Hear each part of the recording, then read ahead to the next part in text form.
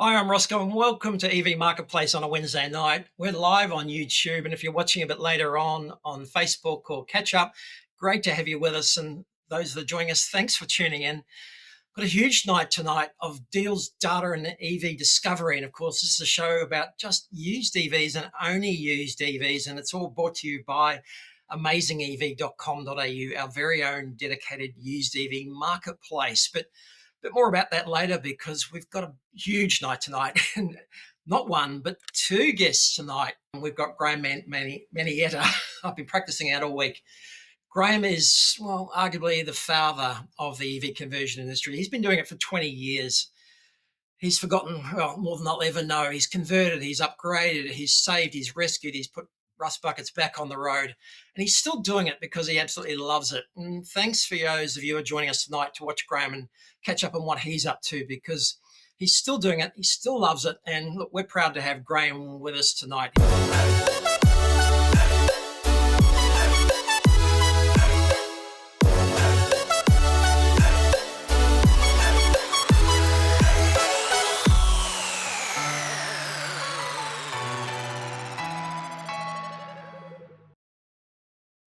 Graeme, welcome to EV Marketplace, and thanks for being here. Okay, thanks for having me, Rosco. It's good. Hey, look, it's absolutely a pleasure for us to have you join us, and proud of the fact that you have been doing your work for 20 odd years at least in an industry which has been had some ups and downs, and maintained the faith through all that. And Graeme's been, well, for those of you who don't know him, it's Oz Electrics in Brisbane and Oz Do It Yourself. He's been helping people. He's been training people. He's been converting. He's been restoring. He's been doing everything to keep some incredible old cars on the road, and including EVs and ICE car conversions.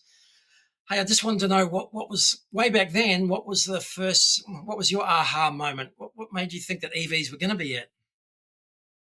I had a client with a Suzuki Mighty Boy because our regular business, if you like, is Suzuki spares and repairs. We have a mechanical workshop as well. Yeah. And this particular client had this Mighty Boy, and he used a starter motor from a Sabre jet fighter and a homemade controller and some golf cart batteries. And this guy was driving around this Mighty Boy and doing like 30 or 40 kilometre range. And I found that astounding, And from that, I went and did my own research because I import a lot of components from overseas already for the petrol and diesel vehicles. And I found, well, yeah, I could basically teach myself how to do this. Yeah. And so I built the first conversion, which is a little green Swift, which I still drive today. I still have that car. I think it was 2008 when I got it originally registered. And so here I am still driving it. I have replaced the batteries, but that car was basically, I recycle a lot of stuff, So the batteries in it now came out of a Nissan Leaf that was in an accident and so on and so on. So, but it's a great car. It'll do 50, 60 kilometres, right to work and back, up to the bank, the post office, So, yeah, I still regularly drive it, even though I've got newer EVs as well. But that was my aha moment. I went, gee, this is really great. I got an interesting story to tell you because I've been going to these like eco festivals since about 2009. Yeah. In 2009, I'd lift the bonnet and I'd be talking to people about it, had little brochures, and people would go by shaking their head saying, oh, this is rubbish, this blah, blah, blah. What are you doing this for? And I don't care what they say. But the same car, 12 years later, 13 years later, the same car, the same people walking by, and they got their heads under the bonnet. And they just think it's great. I haven't done a thing. I haven't changed the car. But all of a sudden it's rocket science, So people's attitudes have changed, which is really good. Exactly. I know for you must have copped a lot early on. I mean, if we get a lot now, you must have copped a lot early on. Is that?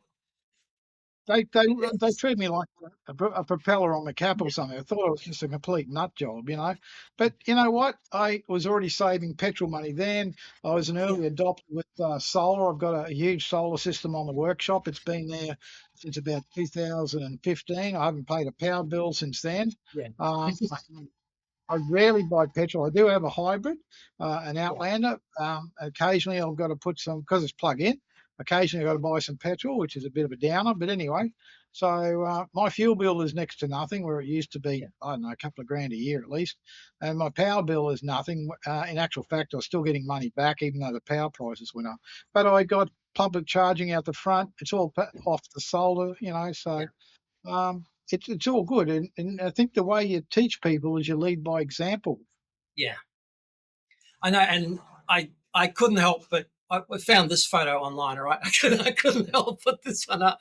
This is off your off your website. This is you and your inspirational calf way back when.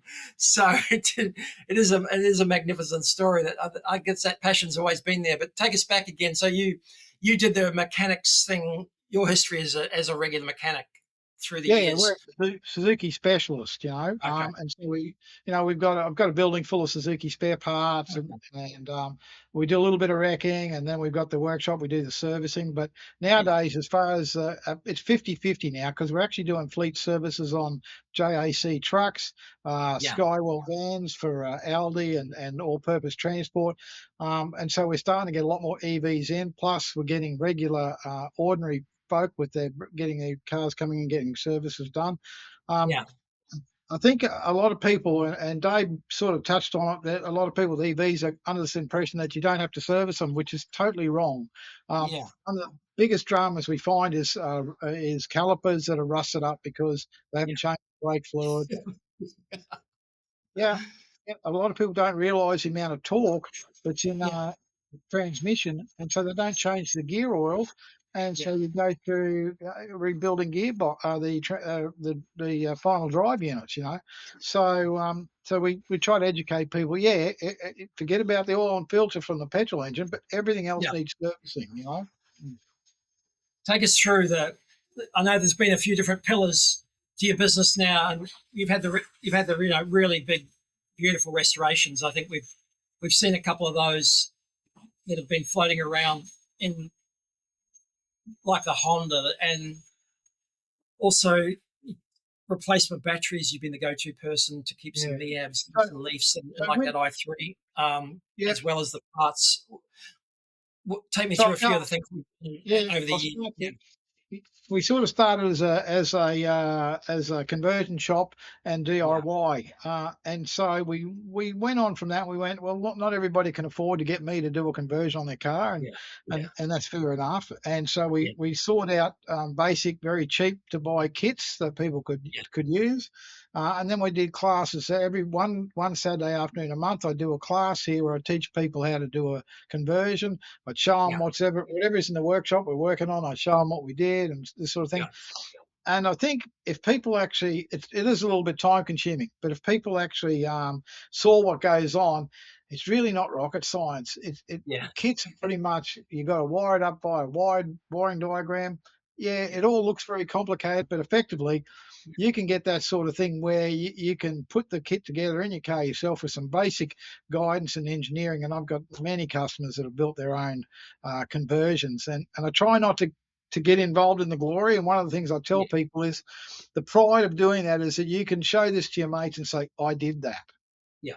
And that is an important statement. I did that, and gives you that sense of pride. So I did that with my first green EV. I did three Mm. of those cars, three Suzuki Swifts. One I gave to my partner at the time, one to a mate, and one that I still drive today. In actual fact, two of those are still on the road. Unfortunately, the third one met with a bit of a accidental end. Yeah. But it will live again because all the components come out of that and put them into another car. No big deal. One Exactly. good thing And about that's one good thing about the conversion kits is that different from a mainstream car is that you've got things like your BMS and your controller and all your components. You can access them with your laptop, and you can start changing parameters. So if you change for a yeah. different type chemistry battery, you basically just hop into your programming of your BMS, and you can change the parameters there, and then all of a sudden that will now do something different to what it did before. Same Yeah. with the Okay. controller. I can wind up the regen, I can wind it down, I can actually even put a knob on the dash so I can change it while you're in motion. So there's a lot of things you can do Yeah. that you can't do with a factory EV. So from that point of view, they're Yeah. very flexible. To when you build them, they're flexible. You can change out the batteries, you can do all sorts of things. Yeah. And let's dig deeper into that if you don't mind, because clearly there's been some big changes in the last 10 years, even, like let's jump from lead acid to the modern-ish day batteries. And the original Leafs and the i-mieves, from what I've heard, they didn't have the battery management systems to manage the battery properly and look after it. Hence, you get a lot of work upgrading those batteries now. But in terms of the other changes that you've seen, what have you seen in terms of battery and the battery management systems? What major leaps forward? Can Well, you talk a bit well, more about that? the chemistry hasn't changed all that much. You've either got your lithium iron phosphate or you've got your NCMs. I find the NCMs, I think they're much better because they're a higher voltage and higher capacity per kilogram, Yeah, and so that's what we generally use. The earlier cars used it, but we're going back, like what's an i-miev is like 2009, 2010, the first ones. yeah, Same for the Leaf about that time, the very early ones, and yeah, the chemistry at that time was fairly new. yeah, The manufacturing of those cells is very new. A little bit of a FYI, there's a company that was here in the Redlands near the centre of Brisbane, and they were called the Very Small Particle Company. And what they did is they improved the energy density of the lithium-ion batteries by being able to chemically reduce the size of a lithium molecule, and that led to much lighter batteries. So these improvements come along. yeah. The chemistry within the old Nissan Leaf cells was really, nowadays you would look at it and say, God, I wish they hadn't bothered, because it was a waste of time. Um, but the new Chinese batteries are 100 times better than those original Nissan Leaf Yeah. cells. And I'm sure that people out there argue with me, and I really don't care. And the same Oh with no, the no. LEVs. The LEV 50s and the LEV 40s, the US have made. Yeah, They're making the mini cab again in Malaysia, and they're using the same cells, and they're already outdated. yeah. I just don't understand that when they can get something so much better, but they don't. Anyway, good for me. Now, when Oh we yeah. come And so the battery, and then the management systems again, you can dial all those parameters in. Did you have that sort of technology 10 years ago? Yeah, we did, but not on the i-mieves and this and lease, and No. really don't have to because people say that, but they're not real. They're really good battery management systems. That technology hasn't really needed to change. It works Okay. fine with it's those days. And I understand a lot of people. There is a lot of misinformation out there. Mm. We're talking before Dave with the mileage on his car. I've actually got one client we do his services. He's an Uber driver. He's got a Kona he bought brand new. It's over 400,000 kilometres. Yeah. Original battery. He Unbelievable. cannot see that he's lost any range. He's Yeah. driving it. It's like 24/7. When he gets out, his wife jumps in, and they keep Yeah. this thing going on Uber because you make bugger all money. Yeah. Anyway, so he's got this great range on there, but I've rebuilt his gearbox twice. Yeah. You Okay. know, so, but that's not too bad. And 404, let's say 440,000 kilometres, that's bugger all, Yeah. So, That again, as a mechanic, we could talk for hours about what's required. That's averaging 20, 30,000 k's a year. That's 10 or 15 years driving, regular driving for a normal person, right? It's unbelievable. Like that car's done already. That's a 12-year-old, 13-year-old car already. So you might keep in expect it. keep in mind, I've got a full workshop here that does diesel and petrol cars as well, and Yeah, we're not getting anywhere near that mileage out of a diesel Grand Vitara. We'd be lucky to get over 150,000 k's before yeah, it needs a $10,000 engine rebuild. yeah, So the people that are naysayers, the people that are anti-EV, that's fine. Be anti-EV, but the facts are I'm having a ball with my cars. I would hate to jump in a petrol car again. That's how I feel about it. And yeah, anybody who owns one, that's how they feel too. So then yeah, we come a bit forward. And so our thing was that we're looking for what do we really need? And we're starting to mm, see some of these i-mieves and early Nissan Leafs starting to fall yeah, over because they need new batteries.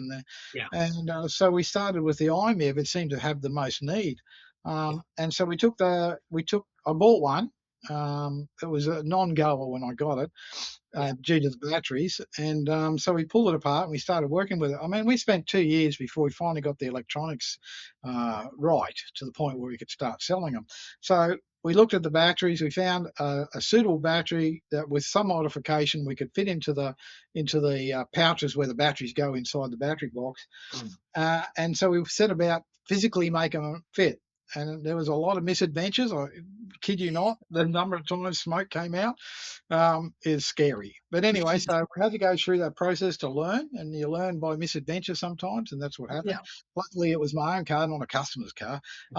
Anyway, so eventually we went, oh, okay, and we worked out this and worked out that, and then we got the car going on the batteries, but we didn't. We were supposed to get 250k range. We were getting like 180, but that's Yeah. not right. So we sort of worked on it a bit more, and then realised we had to put in something there, some electronics. So we created a rather interesting device that would talk to the car and say, oh, you've actually got more range than that. So Yeah. effectively, we would recalibrate the car to accept. So now we're getting around 240, 250, depending on the driving style and all that Yeah. sort of thing. And leading on from that, we've now added, and we're still messing around with it, but we've added Yeah. in one pedal driving. And what that does is that you can actually drive without touching the brake pedal. If you take your foot off the accelerator pedal, it ramps up the regen to the point it actually acts like a brake. Some of the later Yeah. cars have got that factory standard, so we're trying to do that to an older car. Reasonably successful. I'm not 100% happy with it, and I'm happy to drive it like that, but to hand it to a client, I'm not too sure. It's just a little bit over the top. So we're still messing around with that particular product when we've got time, and trust me, we've got very little spare time. Yeah, I So know, now we're doing that. So we take in an old i-miev with say 50k range left in it, and now it's after we part it all out, put in the new cells. That car now does like 220, 240, 250, whatever, depending on load and range. And we do that for the Mitsubishi mini cabs as well.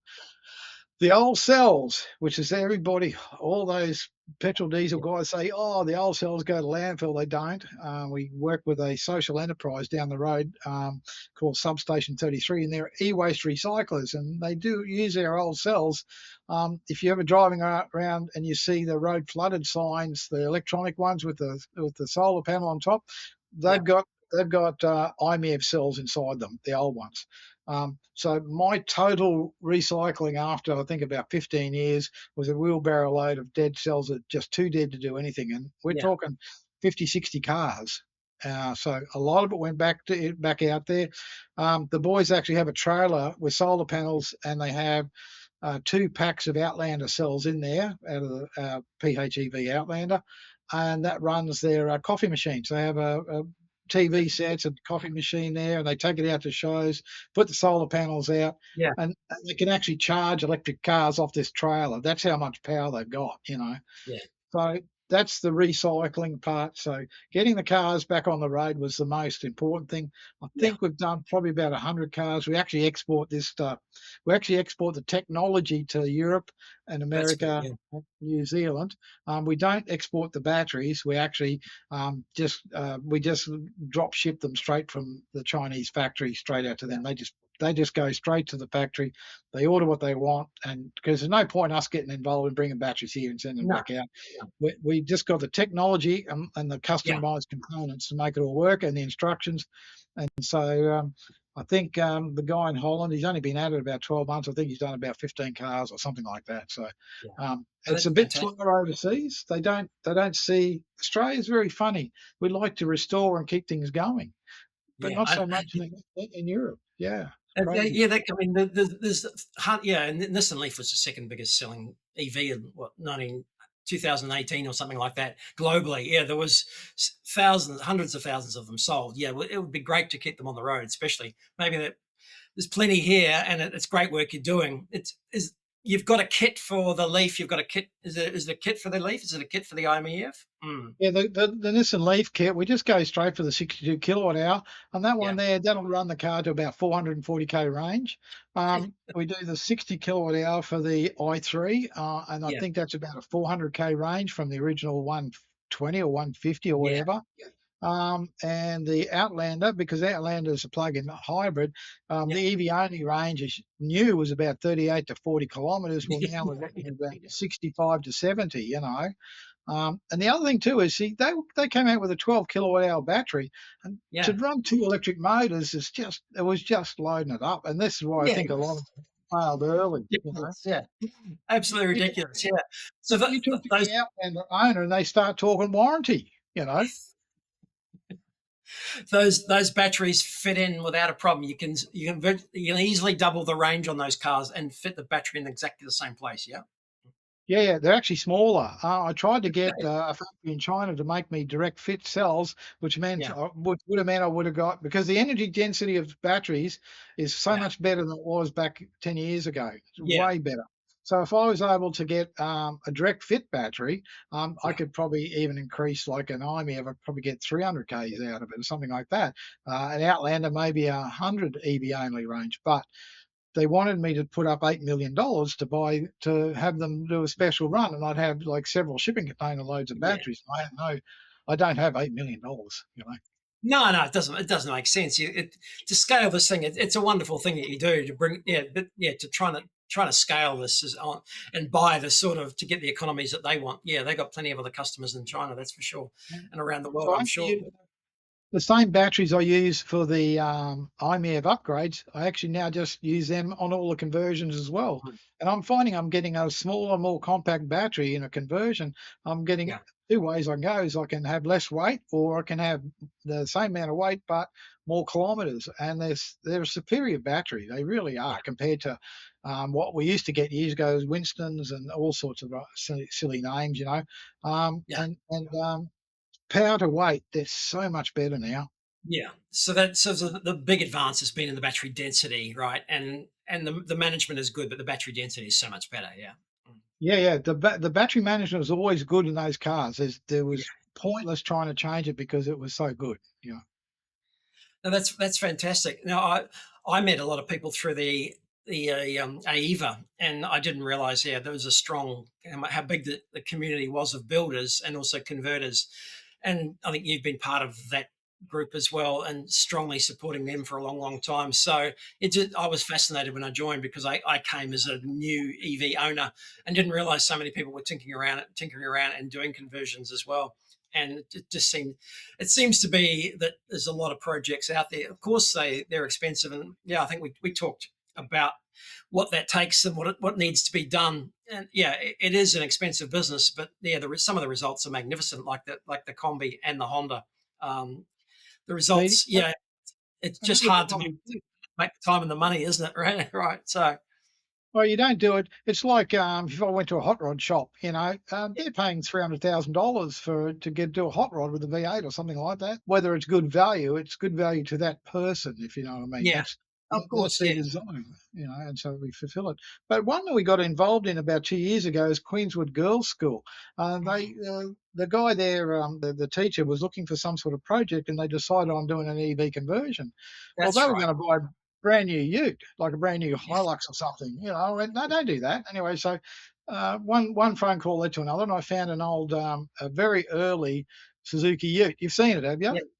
Yeah, Yeah. I've seen it. I should have got a photo of that one because I didn't realize the connection. So that's my fault. I should have got a photo of that because I've seen that at the shows. That's it's magnificent. They Well, the guy I'm that from owned New it, Zealand. the Yeah, guy that owned I'm it had from a New tow Zealand. truck. Anyway, so we Yeah, negotiated. Anyway, he gave it to the school for the cost of it, and delivered it like 300 kilometres for the yeah, cost of a dinner. He said, "Take me out to dinner," and so they got the car. Then they completely stripped it and rebuilt it. And if you've seen it, it looks quite fabulous. mm, And so we supplied the electronics for it and so on. And some of the AVA boys like Michael Day got involved, and they yeah. helped the girls finish it. But these I girls didn't. are great. I mean, they've done a Yeah, fabulous job. Yeah. I know. It's that cute little Volkswagen. Sorry, cute little Suzuki van, but it's just a Ute. It's just a Ute. Yep. And then they've got the wooden flat deck on the back and the EV conversion. I know it probably takes a hairdryer motor to run it. That's about all you'd need, isn't it? It's a tiny little thing. Any views on people bringing cars directly from Japan? Have you seen many of those stories go good or bad, or there's still a few people Oh, bringing them look, direct? Yeah, yeah, I know the guys from the Good Car Company pretty well, and I know that mm, sort of ended in a bit of a disaster for the yeah, boys apparently. Anyway, so which is a shame because a really good idea.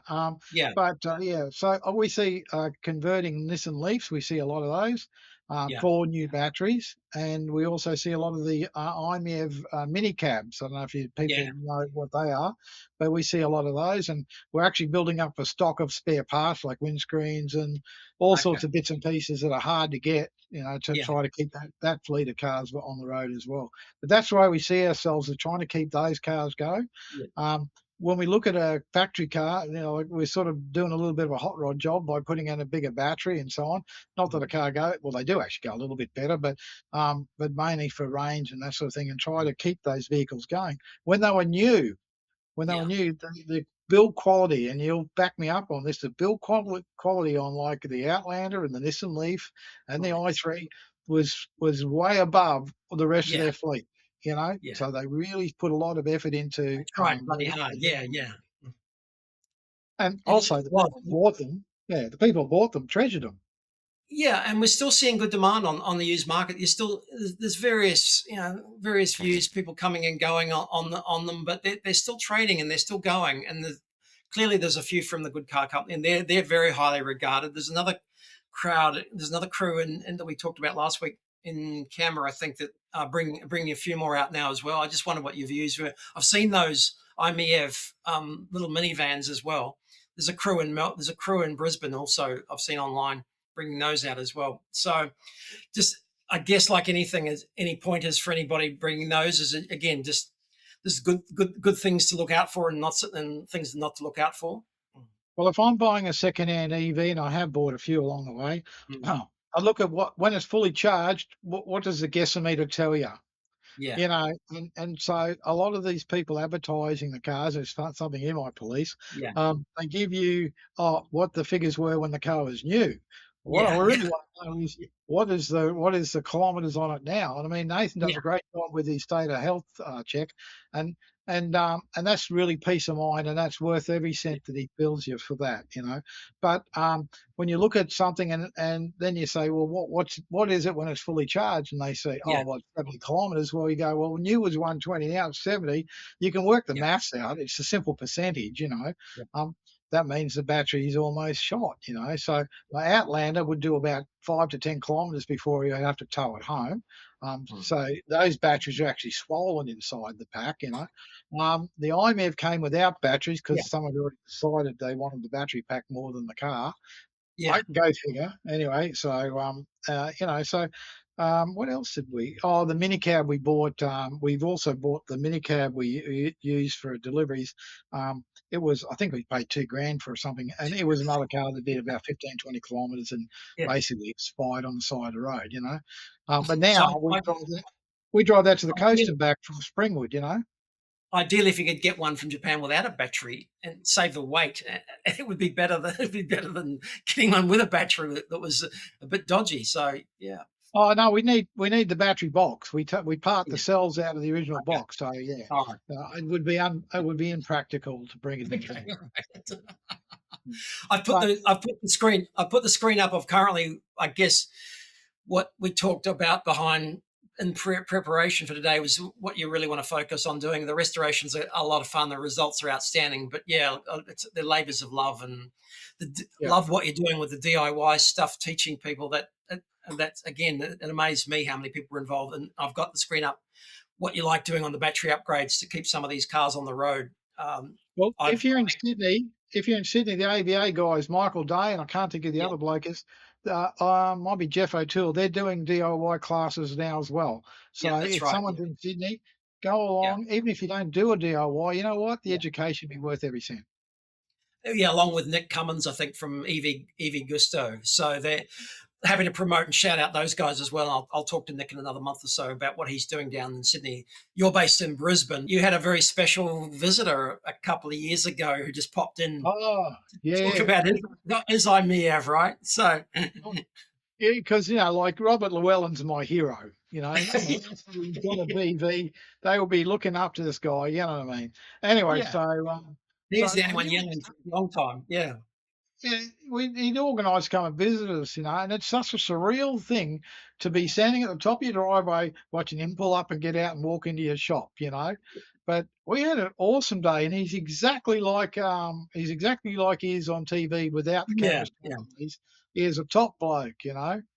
That's what I love about him. What you see is clearly, by the sounds of it, again, talking to him is exactly what you get. And I love it. I know he took the time to come. He's based in Brisbane some of the time of the year. You're in Brisbane as well. It's just fantastic to Yeah, have a visit yeah. for me His because wife's he. family live up here. Yeah, yeah. So, But, but you've the met thing is, you've met your hero.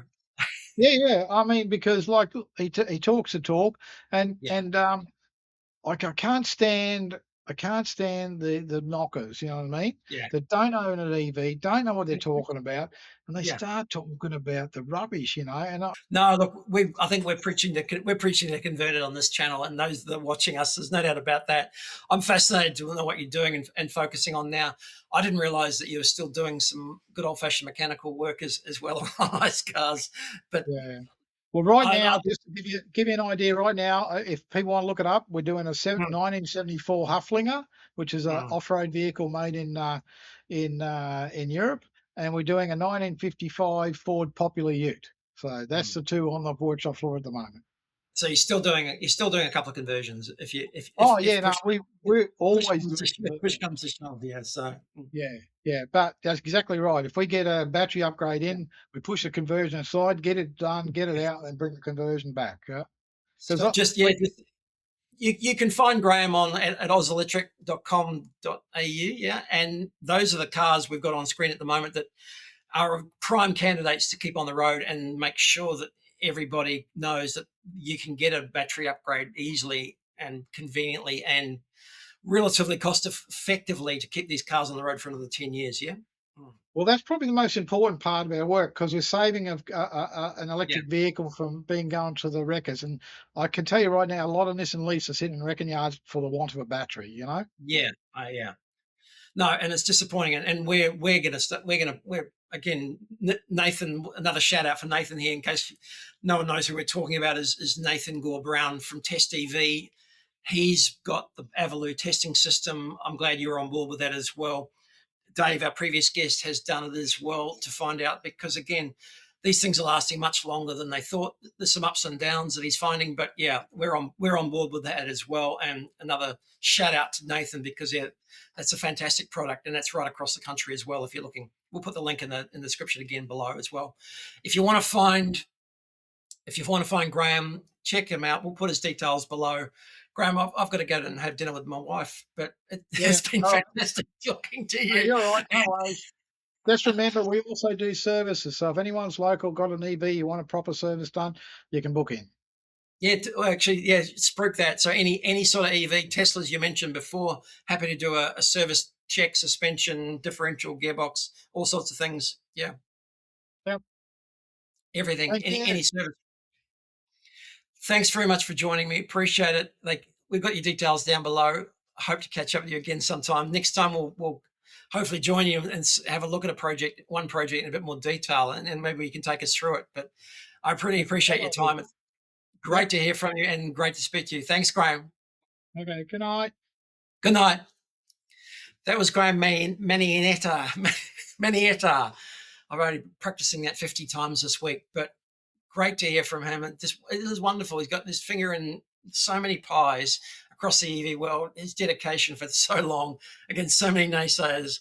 He's had his own mechanical business. He's specializing in EVs. He's servicing, he's battery swapping, he's converting, he's restoring. He's everything. Based in Brisbane, and you can contact him. The details below. Look, something that started to happen a couple of weeks ago when we started to get a bit busier on Amazing EV. That was that. Just noticed this. We're starting to get more and more blue cars, and I thought, what is it with blue EVs? Because I can't remember a time when there was that many blue cars and they weren't that popular. And turns out, with a bit of research, blue EVs are probably between 10 and 13% of the market. This is a chart from Budget Direct. They did a survey about ownership, and look, it's hard to say, but of course, white is the favorite. I've got a white car, silver, grey, all the boring ones. And it turns out that maybe we've got Tesla to blame for the resurgence of blue because they've got more than their fair share of blue cars out there. Once I started to have a look, turns out that the classic metallic is their legacy color, marine blue, glacier blue, ocean blue. They've got more blues for the overseas market. Our market, of course, my favorite color is blue as well. So keeping the theme alive, we've always loved blue. If you ask me what my favorite color would be, it's blue as well.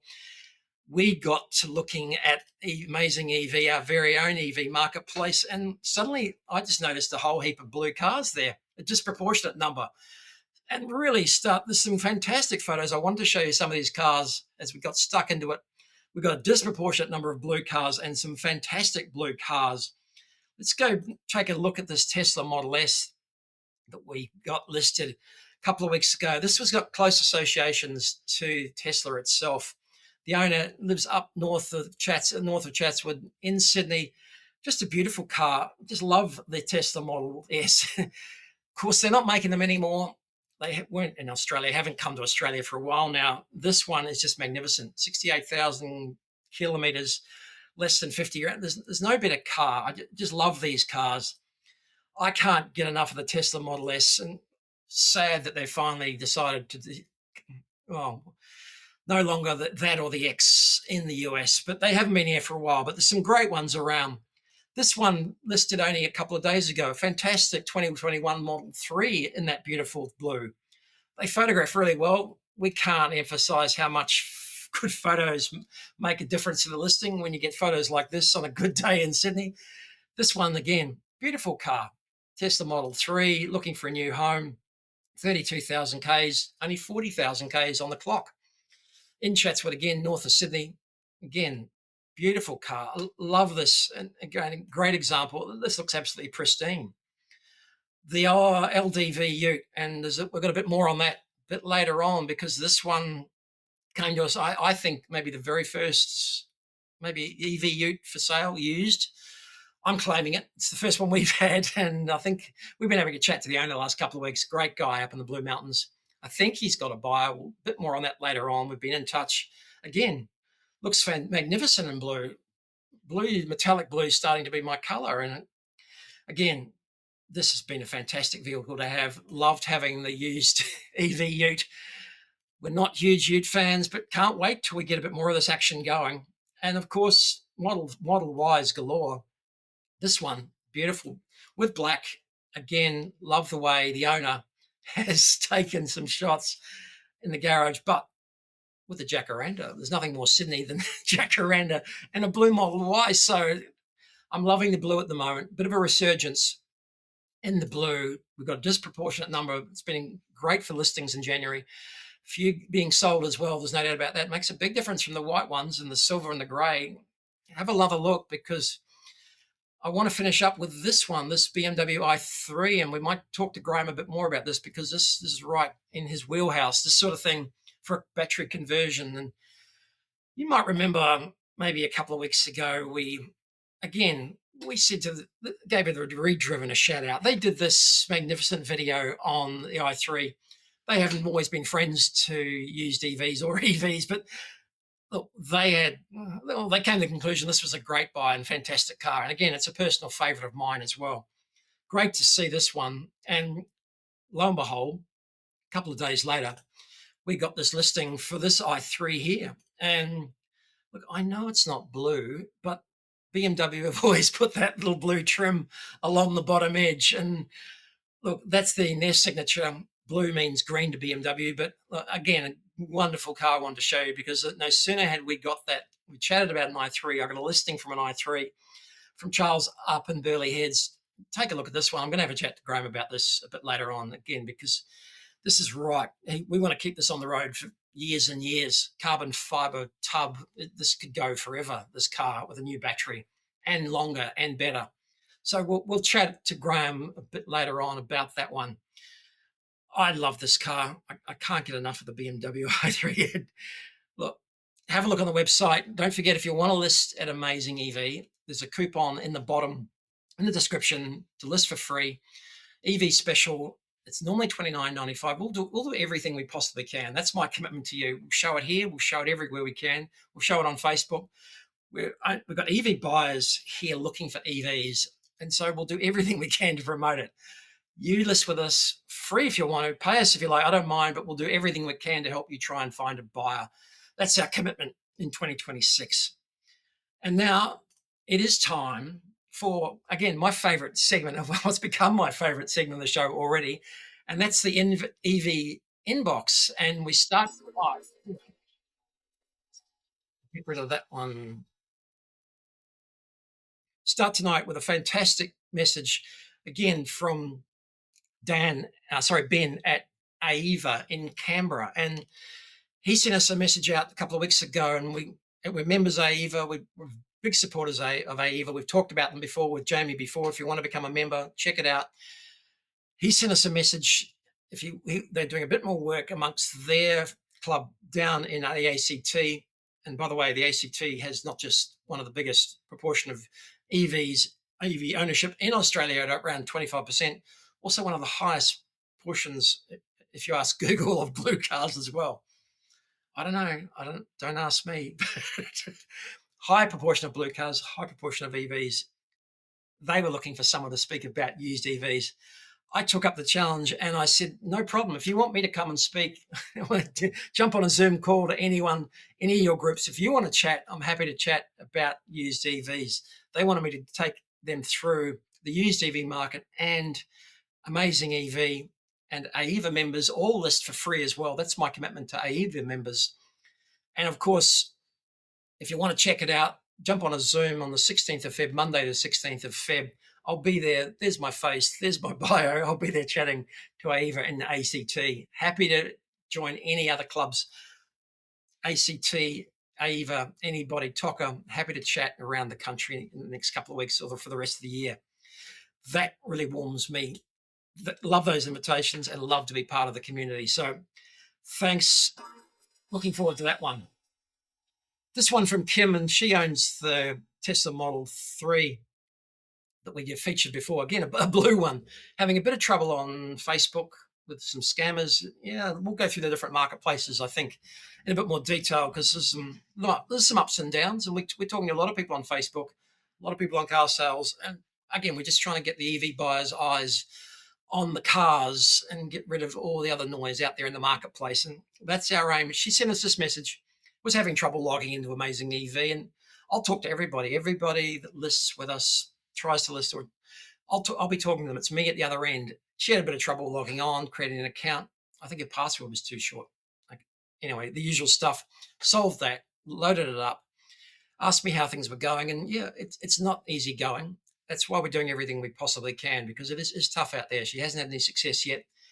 Hopefully, if we give some exposure, we'll get it out there and we'll get it in front of some buyers' eyes. And again, it is a beautiful Model 3.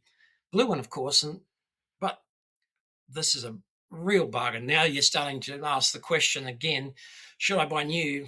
Should I buy used for $35,000? Because, well, this one's done 40,000 Ks. It's a difficult choice. There's not much going on with a Model 3 at that stage. So tough decisions.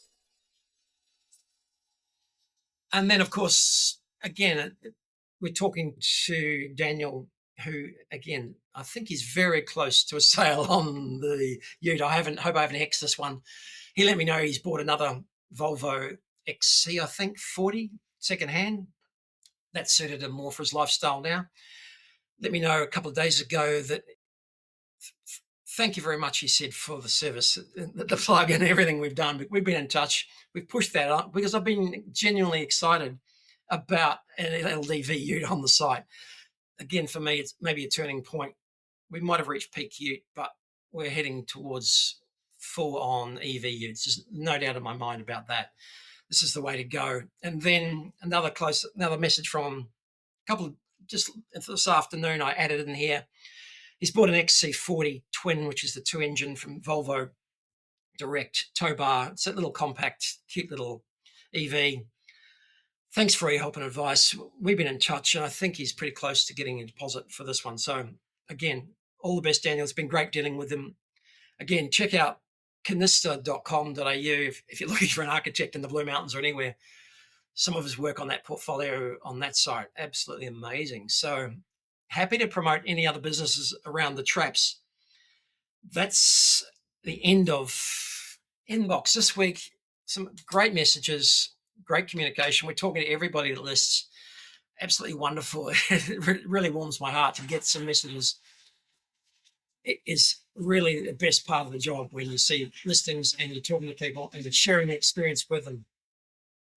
Now, though, it's time for our first special guest of the night. Dave's been a friend of mine for a long, long time, way back in the audio-visual days. We lost touch for a while. I rang him 2 or 3 years ago now, maybe 3 years ago now, and said, Dave, I bought an EV. Can I come and show you? And he goes, guess what? I bought one too. So we've reconnected a bit, and we were talking more recently, and I said I was doing the show. He said, guess what happened to me? So roll the tape, and we'll find out what happened to Dave when he went out to buy some new tyres for his Kia EV6.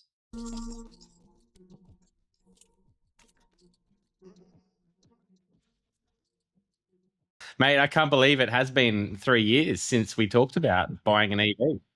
I know, unbelievable. Hey, before we get to the tyres, what was your EV moment? When was your EV aha moment when you said that this is going to be it for me? Well, at the time, I was driving 2 diesels, and I also had a habit of boats, and it was all costing me a lot of money. Yeah. I looked at my outgoings and kind of went, hang on a minute. I know that's a lifestyle, but I can also rent a boat when I need it and I don't have to tow it. So, yeah, I was just getting to that point where, the cars had, I think the Skoda Superb that I had, the diesel was at 180,000 kilometers. Yeah. The Everest had a lot of life in it, but I knew the resale at that time was very good. And I thought, well, what better time than to dip my toe in the water with EVs, and haven't looked back. Because you do a few Ks. So Dave's in video production. If anyone wants a video producer, semi-pro, full pro, big house, small house, doesn't matter. He could be your man if he's got some bookings left for this year. Powercreative.com.au. Happy for the free plug. So your fleet, and you've now got 2 EVs, yeah? Yeah, with a possible third on the horizon this year. We're looking at an electric van coming soon. Just waiting on a few things to land first before we commit to it. But yeah, certainly to answer your question about kilometers, like we're on the road constantly, living in Lake Macquarie, and most of our work being either Sydney or another capital city in the country. We make use of the cars, and you can see the Nero's got a roof pod. We also have racks to put on the EV6 that we also use a roof pod and one of those little trailer pods like you saw in the first shot in the intro. So it's not just the internal storage of these cars, but I think that's where we're now starting to look at a van, because we can take even more gear on the road. But yeah, between the 2 cars, 240,000 kilometers, 140 on the EV6 and 105 on the Nero. But we could dive into charging, we could dive into road trips, we could dive into anything, but let's dive in a different direction, because we went out to buy some tyres and something strange happened. Yeah. So third set of tyres that are pictured here. It was a case of me learning some lessons the hard way. I took opinions of what I thought were professionals in the industry that should know better, and really not really their fault personally. I think there was some miscommunication between maybe head office and that particular dealership around what is suitable for my particular car, in this case the EV6. It's a high torque all-wheel drive car. It can't just take any old tire, and I think that has been mentioned along the lines of choose your tire wisely over the years, but my lesson was learnt the hard way firsthand. To give you some background, my first set of tires the car came with was a Continental tire, and a great tire, but my mistake, I didn't rotate it enough, and so the first set of tires lasted me 27,000 kilometers, and I was gone. So that's key EV6, right? So just in recapping on the car itself, yeah. And so what I did with that was I did some heavy research after the Contis, went to Michelin Pilot Sports, which ended up being a really great choice, both I think for performance, but also for durability and life, because I got 65,000 kilometers out of those. which was Did you very think impressive. first ones you didn't rotate? Was there I've had there's a camber issue on a Model Y we'll get to without getting into too much nitty gritty. A lot of wear on the inside again, which can be solved by rotation front to back at the very least. So did you rotate the second set?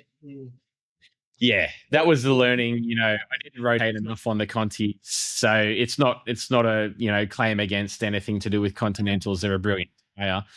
But yeah, the Michelin's, I was doing a rotation every 5,000 to 7,000 kilometers. Compared to waiting 15 like you would on a traditional ice car.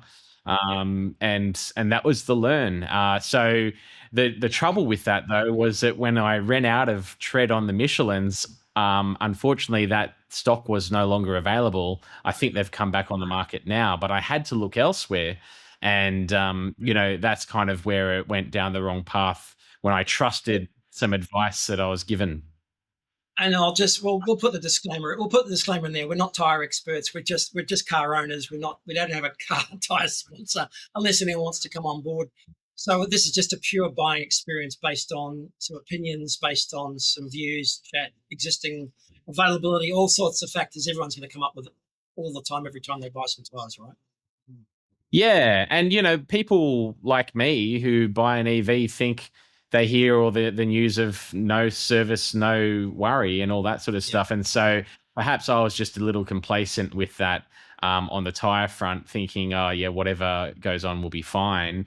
But yeah, what ended up happening was I actually got the money back on the wrong tire. So they saw the wear and tear on that particular model, which, again, this tire is perfect for an ice car. If you've got an Audi RS3 or some high-performing ice car, the Bridgestone Potenza is a really nice tire, not good for an EV6. So the learning there was talk to Bridgestone head office, who are actually extremely helpful in saying how apologetic they were that it was sold to me in the first place, and by all means, let's get you the right tire. I told them I'd heard good things about the Hankook range, that my first preference would have been Michelin, but obviously it wasn't available. But they helped me with some Hankooks. But it didn't end there, though, Roscoe, because I got the Hankooks, and I thought... We're on the third set now. This is the third set? Yeah. And the car's but the Hankook... The car's done how many Ks by this stage? Yeah. We're at about 80, 85 at that point. OEM was to 25. Second set you looked after them, different brand, but got 65. Couldn't find those again, so you went down the Hankook route, yeah? Yeah, well, after the Bridgestone mishap, which was technically the third tire, that got taken. So the Bridgestone was used for literally 3 weeks. And now, what did I notice? I noticed that the range dropped by about 100 kilometers. So I usually 4 to 450 kilometer range on my car. It instantly dropped, and it wasn't because I changed my driving pattern or behavior. It was purely the tire. And you can see on the top left photo there just how worn the edge was after only a week or two. So there was no disputing it. Bridgestone didn't even try, to tell me that it's just driver error. And they were very quick to say, this is the wrong tire for your car. We need to get you the right tire. And that's where Hankook got switched. So the money was given back for Bridgestone. We put onto the car the new Hankooks. Now, I can't remember the exact one, but I think it was the AS EV Tyre for SUVs. Now, I used them for a while, but the problem with the Hankooks was they're okay for maybe a two-wheel drive. They're not great for an all-wheel drive. So yours are all-wheel, yeah. You've got the EV6 all-wheel drive, yeah. Okay. So what was happening was, going through a roundabout in dry weather and not hooning at all, the back end would actually twitch out. And so I let Hankook know, and I just thought I must be doomed. What's going on? If I can't get Michelin, I can't get anything. So I rang Hankook, and the Bridgestones for the third set, they were wearing strangely and badly within a couple of weeks. Then the Hankook just didn't feel right, Yeah, and now here's where Hankook owned it, just like Bridgestone. Hankook said, okay, what you have got is an EV tire, but what you haven't got is the EV tire for an EV6. That's probably more for a two-wheel drive, whatever model. And so they said, no, you need the Ventus. So they got me onto the Ventus S1, I think it is.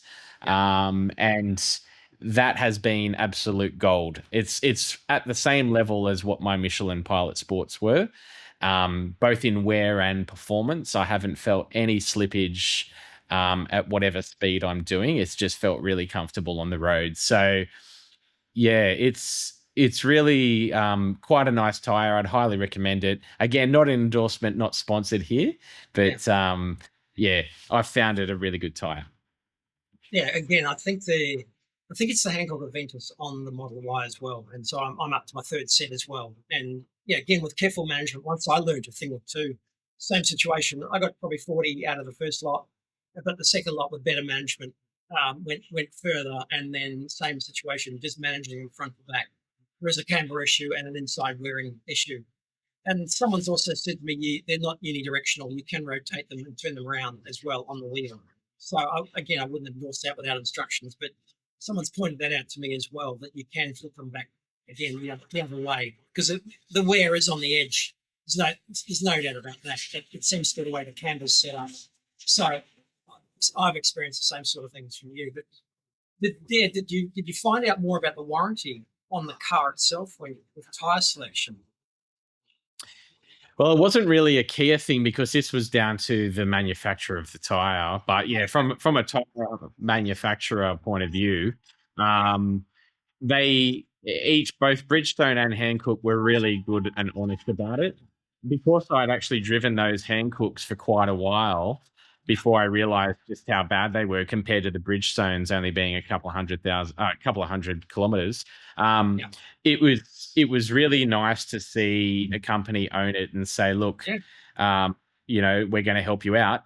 But for example, I got the full refund on the Bridgestone, but the Hankooks, because I had some use out of it, we agreed that actually, it benefited me for this long, just not to its full potential. So therefore, let's do, a discounted rebate on the next set of tires. So I think, what's written on the piece of paper in terms of warranty is one thing, but another thing is just having a really nice, honest and open conversation with both the dealer and the manufacturer.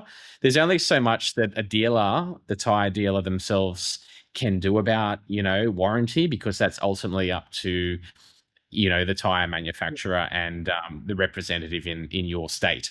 But, just be honest, be open, and, they'll listen to you, because ultimately this is a new trade for them, right? Creating EV tires hasn't been around forever. And I went in with that understanding and knowledge, knowing, hey, I can't go in full guns blazing, wondering why this isn't working.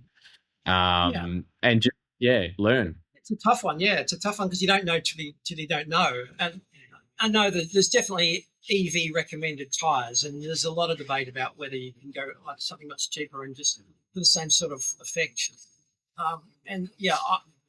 This is great to hear, because at least you've been steered in the right direction. You've had a lot of trial and error, and you've ended up back where you've got a successful result with a product which is designed for EVs. Yeah. No, it's, and I share this story, and I was wanting to tell you about it on the phone that day, but personally, I share that story with a lot of other EV owners, just for the education points that don't just go in blind and put anything on your car, because you'll be spending thousands of dollars more than what you need to if you go about it that way, and you don't want to be changing your tires in half of their life cycle that you should be. And it is amazing. And so again, your car, here's happy Dave, and I've lost that. But your car is again, you've got the trailer. You take a lot of weight in it. You've got a lot of gear to pack in it, so it's it's probably loaded up as well, right? It's you've got all sorts of stuff in there, running as well. Well, it's a good point. Very good point. And I think back to the rotation question is that I think the EV6 preferences the rear wheels already, but if you've got a heavy load in your car, like I've generally got with all the video equipment, sandbags and you name it, it's probably 300 or 400 kilos worth of gear, maybe more. Yeah. Plus, I put that little trailer pod or I tow something, and suddenly, those rear tires are getting a workout. So, yeah, it's definitely worth evaluating what you do with your business and lifestyle choices. I don't own that caravan, by the way. That was just a rental for a weekend. That was a lot of fun. I thought you'd done the whole lifestyle thing. It would have been very cool to. That thing was amazing. The guy had put hydraulics in it. It dropped to the floor and had little, feet to land on. It was perfect. But yeah, highly recommend Camplify if you're looking for one, though. Thanks, Dave. Now, there's a jury. The jury's out. But did you have one last question? Did you have good connections, I guess, or communication passed around the dealer to the manufacturers in Australia? Yeah, sounds like you had good experiences dealing with it. Yeah, at first it felt like I was being handballed a little bit. I'll be really honest about it, but I'm a bit of a dog with a bone with that stuff, and I don't just get passed on. So I was on everyone's case and just kind of went, who's going to own it? But in the end they did. And I think tire shops just want to sell tires and move on, right? They don't want to have to deal with problems. But yeah, the only other point I'll raise is that it's really worth having a tire shop that's going to continue maintaining your tire over the life of it, rather than just sell you the tire and say, see you later, because you'll be back. You'll be back to buy the next set and the one after and the one for your next car and your friend's car. So look after your customers. No, and Hankook have done, look, of all the brands, Hankook have been the most visible at the shows. They've been the most visible. Again, they've got a good product on Tesla as well. Again, no association, no affiliation, but they've been the ones talking to people and promoting their EV specialist tires and continue to do so. So, yeah, shout out to any manufacturer who's here to support EVs in that regard. So, yeah, again, because I think it matters how you treat them, getting the right ones. Yeah. Go ahead. The one thing I'd say as well, Rosco, is that they need to educate those tire shops, because it's one thing to manufacture your tire, but if your tire shops are selling or they've got outdated inventory about what's your car, that's where all this began. So if that tire shop is informed and trained, I put that out to the manufacturers. You've got great products. Train those retailers on what they're selling, and you'll be laughing. Yeah, again, it's a parallel service provision to the normal servicing, official servicing, right? It's off on another channel. So, yeah, I concur. There's got a lot of work to be done in that regard, to make sure everybody knows what it's all about. So, sorry guys, some of that audio was lost, Dave, but the bits and pieces where I lost your frame there. So, but the message is loud and clear. And thanks for joining us. Hopefully, you're not having too much of a busy year. You can come back again and have another chat to us about maybe the next thing that you're looking at, or again, if you want to sell something, we look forward to listing it on an amazing EV for you and see if we can't find a buyer. But how many Ks you done again in the EV, respectively, in the EV6? 6 is just at 140,000 this week, and the Nero's 105. And you just had some servicing done on both of them, and again, at 140,000 Ks, anything significant? Not at all. I mean, I touch wood as I say it, but no. Yeah. I've also done the state of health check on the EV6 since it's got the higher kilometres. Yeah. And I believe you've had that particular Avaloo person on recently. Yeah. So with Nathan, highly recommend, state of health charge check is a very important thing to do, and I'll be doing it on the Nero soon, but it's not as regularly daily used as what the EV6 is, because the EV6 has the faster infrastructure for charging, etc. So I tend to take the EV6 on the bigger trips. Do you remember what the outright state of health was on the EV6? What at 100? 98.5. 98.5. Yeah. After 120,000 Ks. It's insane, right? No battery needed. No, exhaust manifolds needed to be replaced. It's, after having all of the things that we've had with the diesels over the years, it's just You've had it all. You've had it all. Yeah. Hey, Dave, thanks for joining us. Great to hear. And let me jump with you next time. Can't hear. Have a good year. Hopefully, I'll see you in Down Sydney soon. So, thanks very much. Cheers, Rosco.